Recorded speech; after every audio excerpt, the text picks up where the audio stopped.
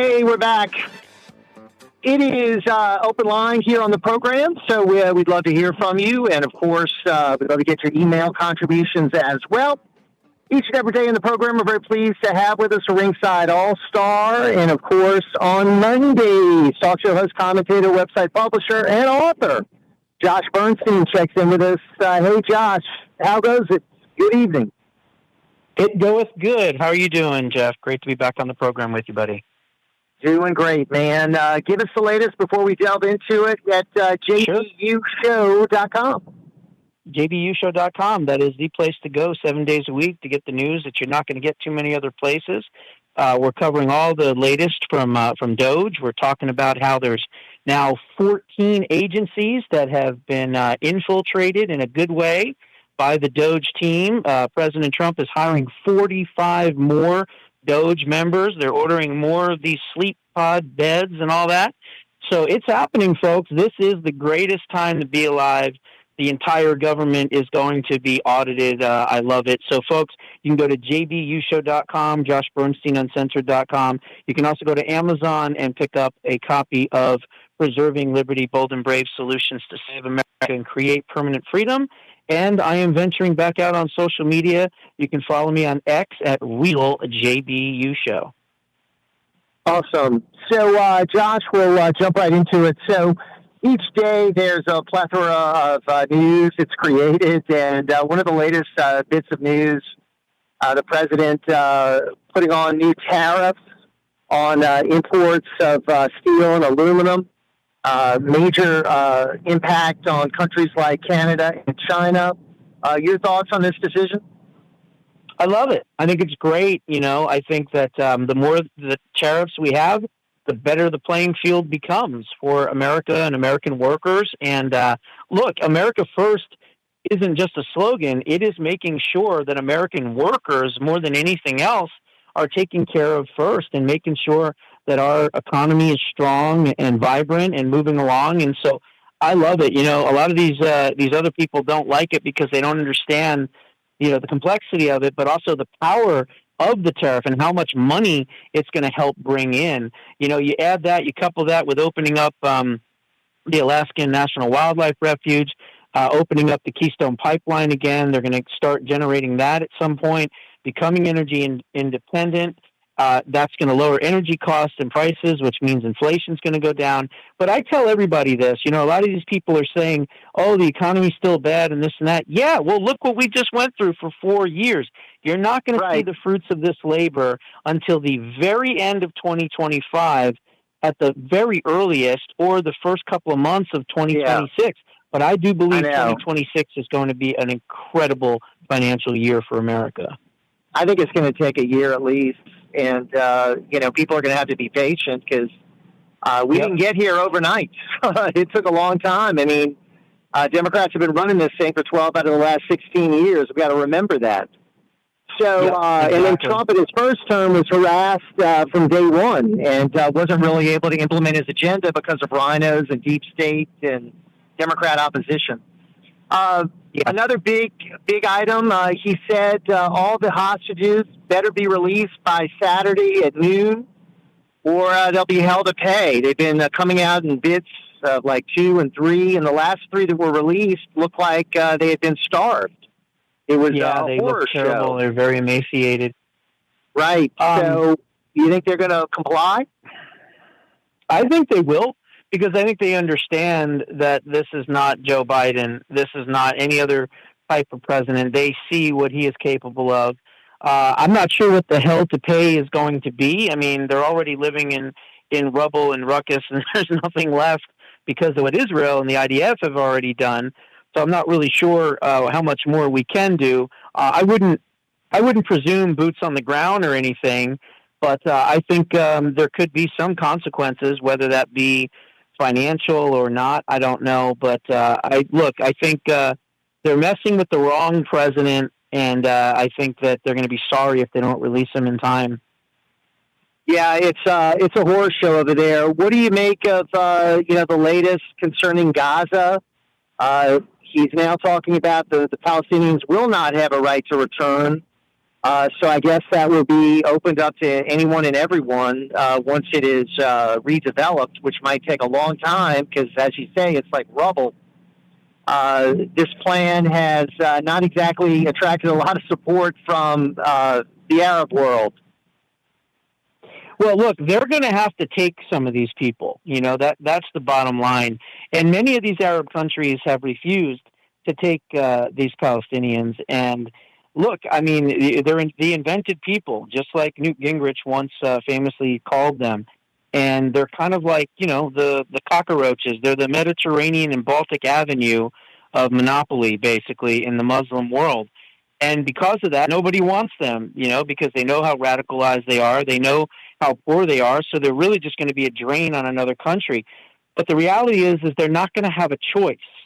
They're going to have to take these displaced people because they're going to rebuild, Gaza and that area. Right. Do I think it's going to be the Riviera and hotels and casinos? I don't know. I mean, I know he said something about that, but right. I don't think that's going to be the case. And I don't really think that we want to keep it or own it either. I think that's just... I don't either. Yeah, we don't want that. That's just maybe his opening statement there. Just like, maybe we're not going to take over the Panama Canal. Maybe we'll just settle for a better deal. Maybe we're not going to take over Canada. Maybe we'll settle for a better deal. Maybe we're not going to take over Greenland, settle for, more access with our military. I don't know. Or maybe he's, intent on taking over all of these things. I'm not sure, but it could be just the opening in a negotiation, Josh. Right. It's the shock and awe. Say something shocking to get everybody's attention and then let them know that you're serious and then use it as a negotiating leverage tool. So, yeah, it makes a lot of sense. Let's talk about another shock bit of news that came out this afternoon. 14,000 pages of JFK assassination files were supposedly just found by the FBI. And they're now working on a plan to try to release this information. There's still some deep state bureaucrats that want to redact some of this information, Josh. The president ordered all of it to be released. They found this new material. They're trying to figure out how to release it. I'm sure he wants it released ASAP. Yeah, well, look, if the great-grandson of former executive director of the DNC in the 1960s and LBJ's right-hand man and his chief of staff, a guy by the name of Clifton Carter, if he is accurate and this grandson that found these tapes when I guess another family member died, they were up in the attic, these tapes literally show that LBJ ordered the hit on JFK and hired a hitman by the name of Malcolm Mac Wallace. Malcolm Mac Wallace. Anybody can look it up. You'll see who it is and the person. So if that is the case, I'm not sure what else these 14,000 documents are going to show. I would presume that they're going to show that the CIA was involved, that Lee Harvey Oswald was a patsy, that there was certainly more than one gunman, that Jack Ruby was in on it and had to get rid of the patsy right away to protect LBJ. I think it's all going to lead to LBJ. I think he was a very sinister and racist president, and I think in the end that's where the documents are going to point. That's my opinion. And that's what Roger Stone has been saying for a long time. Isn't it? I mean, he wrote a book about that.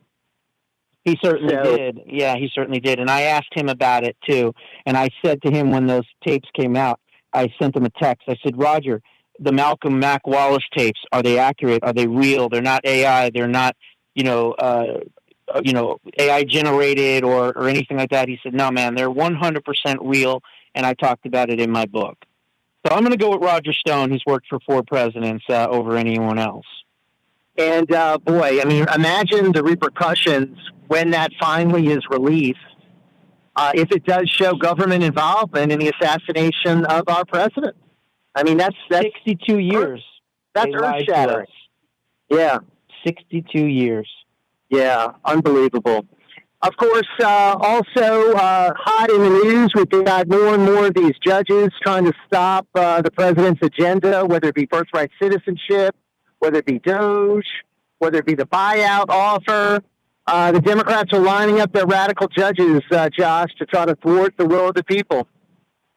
Yeah, well, first off, as far as the buyouts are concerned, President Trump didn't even come close to what Bill Clinton did in the late 1990s. He ended up firing over 102,000 federal workers and offered 70, not 60 like Trump, 70,000 of these federal workers a buyout program. Now, he gets credit for, quote unquote, balancing the budget and getting rid of these people, but we all know it was Newt Gingrich and the 1994 Contract with America Republicans taking over the House, basically had a conversation with Bill Clinton and said, okay, look, we can do this the easy way or the hard way. You can fight us for the next couple of years and you'll be a failed president, or you can take all the credit in the world. We'll cut welfare, we'll cut spending, we'll cut the federal government, and you can be the hero. And I think Bill Clinton said, well, I kind of like that one. And I think that's what he did. And so, lo and behold, he became the hero and won re-election, didn't he? He did, and he never balanced the budget. It was all the Republicans, and I hate that he gets credit for it. But the bottom line is, he or the Republicans at that time, they wiped out the federal government by 102,000 people. Here we have Trump doing everything legal and ethical and moral and offering them 8 months worth of salary and their retirements. And these idiot judges want to step in and legislate from the bench. Look, I agree 100% with J.D. Vance. Ignore them, ignore the judges, and do it anyway. You know, these judges are trying to exert more and more power. I mean, that's where the left has their refuge. As you know, Biden had more judges confirmed than Trump. I think he beat his record by one. And then he still had the Clinton judges. He still got the Obama judges. I mean, there are radical judges everywhere. And that's going to be their refuge. That's where they're going to run to each and every time. Try to go to the courts to stop the will of the people. And it's very frustrating. It is, but you know what? If we ignore them and just ignore their rulings, just like Biden did, right? He ignored the lower court rulings on the bailouts for the student loans. He ignored them on OSHA. He ignored them on the vaccines. He ignored them on the mandates, right? This is what he spent 4 years doing. So why not do the same thing? Go to the Supreme Court, let them be the arbiters at the end, and let them make the decision. And that's the one that you can't ignore. But the other ones, ignore them all. Just like J.D. Vance said, I agree with him 100%. Now, another idea that Elon Musk proposed was to impeach them. Impeach some of these that takes too long. Lunatic judges. Yeah, that takes too long, though. I mean, that could take months, if not years, to impeach a judge. So it's not a quick fix. But I mean, that should be done as well, don't you think? I mean, don't you think some of these judges? Well, I think we should. I think we should have every one of these judges impeached by 2026. Absolutely. I mean, right now the Senate Republicans, the rhinos, are now getting in line, and that's exactly what I said months ago. I said the best position for Elon Musk is as Trump's enforcer. I think I even used the word consigliere on your show and on others. And what I mean by that is he ought to tell them, if you don't do what we're going to do and you don't sign on and you don't allow the cabinet to come in, then I have the money, the power, and the clout to put you out. And now we're already hearing Susan Collins is going to vote for Kennedy. We're hearing that the rest of them are all going to get confirmed because they are deathly afraid of the billions upon billions of dollars that Elon Musk has that could put them out. And they're going to get in line. You watch. And, of course, we see it with our rhino, Senator Bill Cassidy. And he came along and supported RFK Jr., and we see it, as you say, with Susan Collins. And, it's the power of money, isn't it? So, yeah, because if this was just President Trump, they wouldn't listen to him. They would laugh at him and go, you're not worth anywhere near what the, kind of money that, you could raise to get us out. But Elon, that's a whole nother story. They're watching what he's dismantling Washington, D.C. and going through and auditing every one of these agencies. They're into 14 agencies right now. So they're taking notice of this, and they're going, uh-oh, we better do what Trump tells us to do, or we're going to be out next. And that's exactly what we want. Josh Bernstein with us, Jeff Crouere here. It is Ringside Politics on the airwaves, 504-556-9696. Let's take care of some business, quick timeouts. More right after this.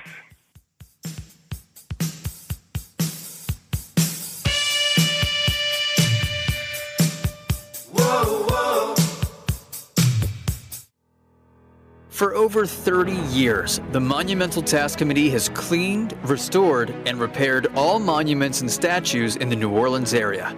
Dedicated to historic preservation, this volunteer-based nonprofit organization receives no government or taxpayer money.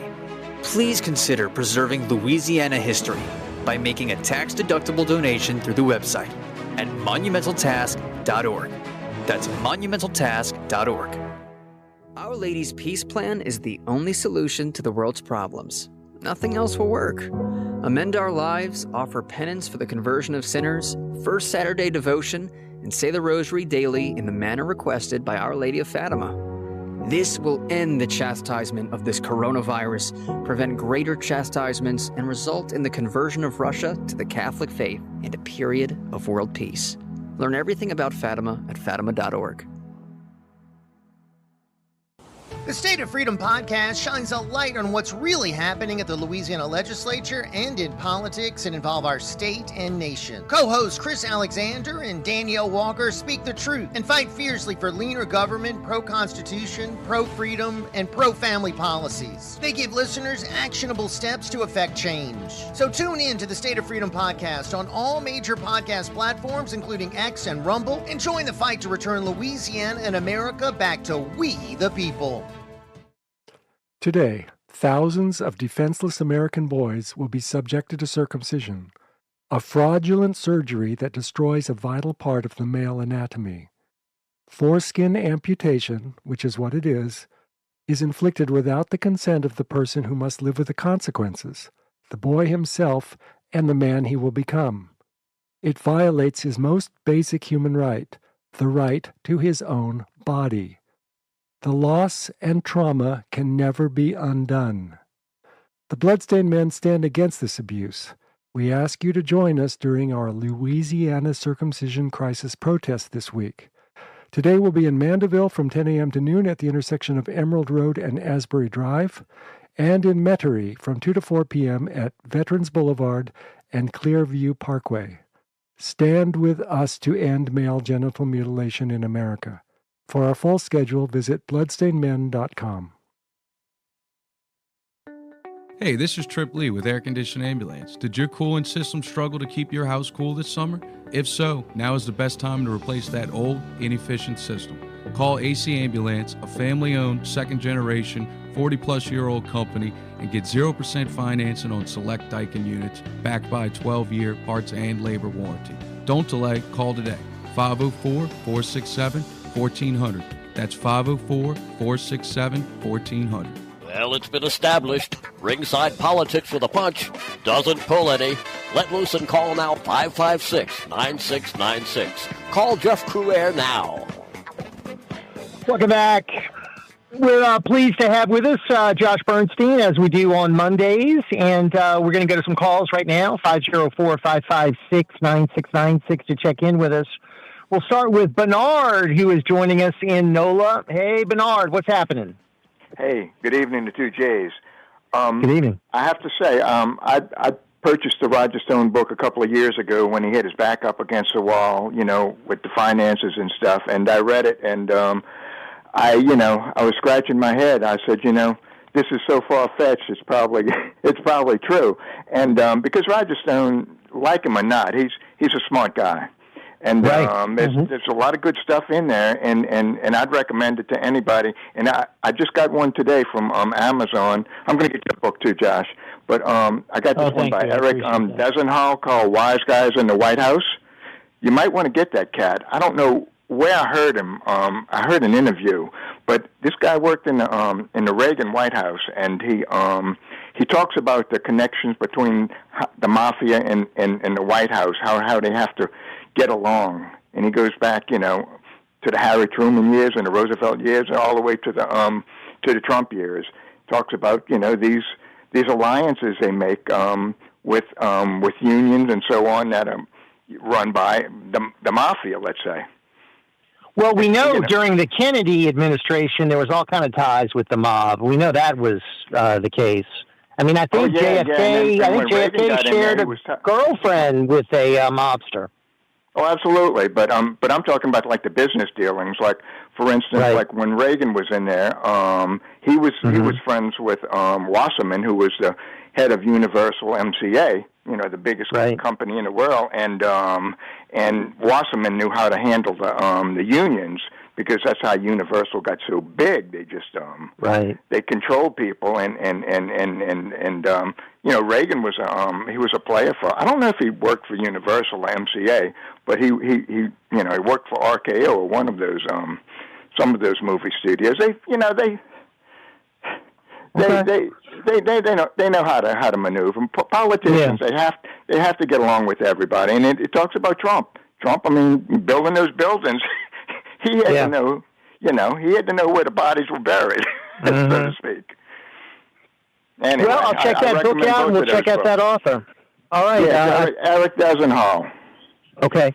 I appreciate that tip, Mo. Thank you, man. Okay, appreciate you. Bye-bye. All right.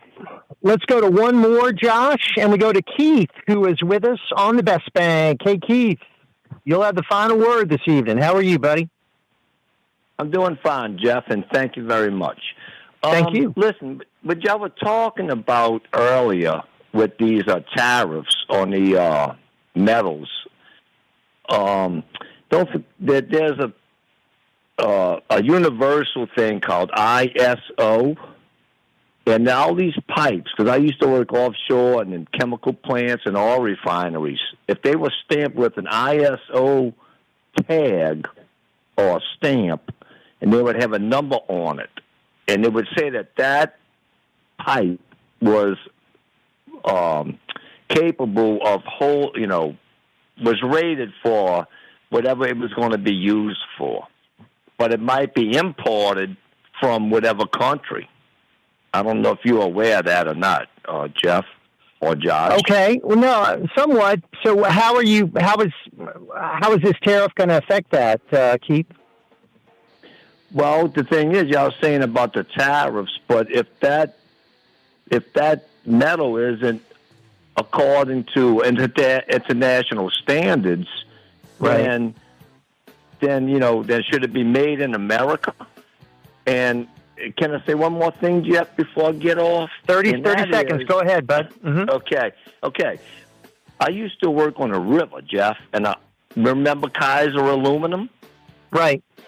And they shut it down? Okay. When I used to get off the Belle Chase Ferry, they had a plant right there called Amax Nickel. I remember that too. I remember that too. Yes, sir. Look at all, and Keith, we got to go, unfortunately. And Josh, thank you, my friend. But look at what we've lost over the years. All of this manufacturing, and that's what Trump is trying to do, bring it back. Thank you to Josh Bernstein. Thank you to our friend Josh in the studio and all of our great callers. Hey, I'll be back with y'all in the morning, 7 to 9. Keep it right here on WGSO. Folks, have a great evening. We'll see you tomorrow.